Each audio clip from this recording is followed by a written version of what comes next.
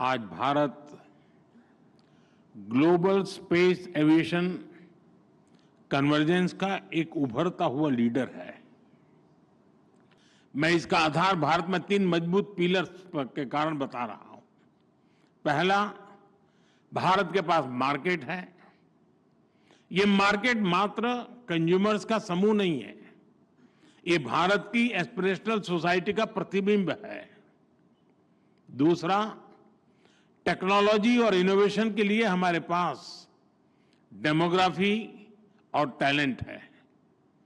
हमारे युवा नए दौर के इनोवेटर्स हैं जो आर्टिफिशियल इंटेलिजेंस, रोबोटिक्स और क्लीन एनर्जी जैसे क्षेत्रों में ब्रेक थ्रू ला रहे हैं। तीसरा, हमारे यहां इंडस्ट्री के लिए ओपन और सपोर्टिव पॉलिसी इकोसिस्टम है। इन तीनों सामर्थ्य के दम पर हमें मिलकर भारत के एविएशन सेक्टर को नई ऊंचाई पर लेकर जाना है। फ्रेंड्स, बीते वर्षों में भारत ने सिविल एविएशन के क्षेत्र में एक अभूतपूर्व परिवर्तन देखा है। आज भारत दुनिया का तीसरा सबसे बड़ा डोमेस्टिक एविएशन मार्केट है। हमारी उड़ान योजना की सक्सेस इंडियन सिविल एविएशन का एक गोल्डन चैप्टर है।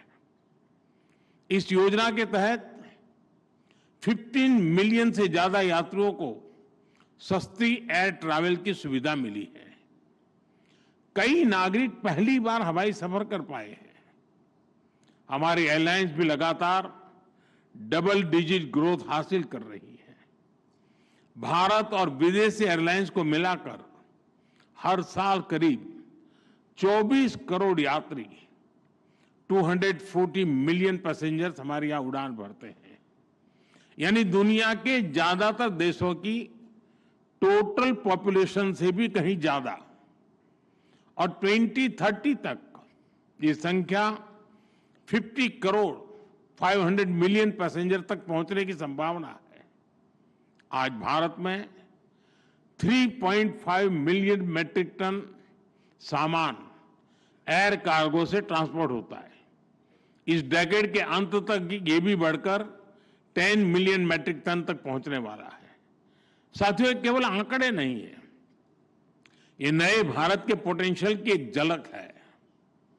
और भारत अपने इस पोटेंशियल को मैक्सिमाइज करने के लिए फ्यूचरिस्टिक रोडमैप पर काम कर रहा है। हम वर्ल्ड क्लास एयरपोर्ट इंफ्रास्ट्रक्चर में इन्वेस्ट कर रहे हैं।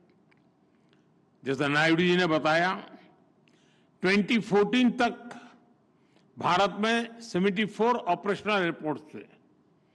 आज इनकी संख्या बढ़कर 162 हो चुकी है। इंडियन कैरियर्स ने 2000 से ज्यादा नए एयरक्राफ्ट के लिए ऑर्डर दिए हैं। और ये तो अभी शुरुआत है।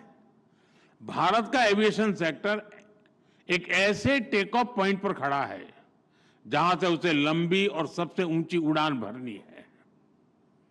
और ये उड़ान केवल भौगोलिक सीमाओं को पार नहीं करेगी, बल्कि ये दुनिया को सस्टेनेबिलिटी, ग्रीन मोबिलिटी और इक्विटेबल एक्सेस की दिशा में भी ले जाएगी।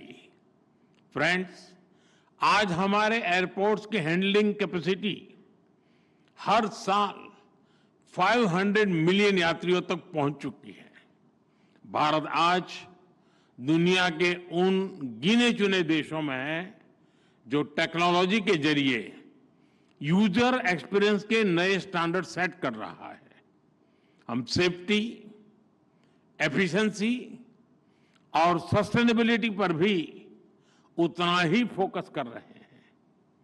हम सस्टेनेबल एविएशन फ्यूल्स की ओर बढ़ रहे हैं, ग्रीन टेक्नोलॉजीज में निवेश कर रहे हैं, कार्बन फुटप्रिंट्स घटा रहे हैं। हम प्रोग्रेस और प्लेनेट की सुरक्षा दोनों सुनिश्चित कर रहे हैं। साथियों, भारत के तेजी से एक्सपांड कर रहे एविएशन सेक्टर के पीछे एक और बड़ा कारण है consistent reforms. Bharat global manufacturing hub बने, इसके लिए हम हर तरह से कदम उठा रहे हैं। इस साल के बजट में हमने मिशन मैन्युफैक्चरिंग घोषित किया है। इसी वर्ष हमने भारत की पार्लियामेंट में, जैसा नायडू जी ने अभी बताया, protection of interest in aircraft objects bill पारित किया है।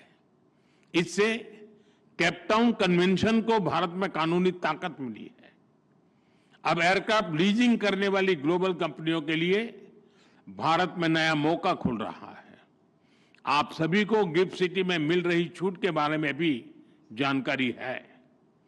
गिफ्ट सिटी के इंसेंटिव्स ने भारत को एयरक्राफ्ट लीजिंग का एक अट्रैक्टिव डेस्टिनेशन बना दिया है। एक और नया सनराइज सेक्टर उभर रहा है, एमआरओ, यानी मेंटेनेंस, रिपेयर और ओवरहॉल। हमारी नई एमआरओ पॉलिसी से भारत को एयरक्राफ्ट मेंटेनेंस का ग्लोबल हब बना के इस दिशा में तेजी आई है। 2014 में भारत में 96 एमआरओ फैसिलिटीज थी।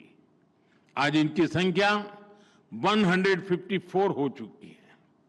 100% FDI under automatic rule, GST में कटौती, टैक्स रेशनलाइजेशन, ऐसे कदमों ने एमआरओ सेक्टर को नई ऊर्जा दी है।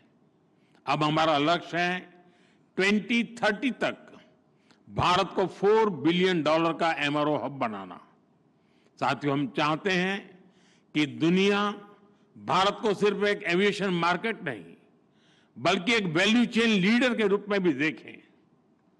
डिजाइन से लेकर डिलीवरी तक Bharat global aviation supply chain का इंटीग्रल हिस्सा बन रहा है।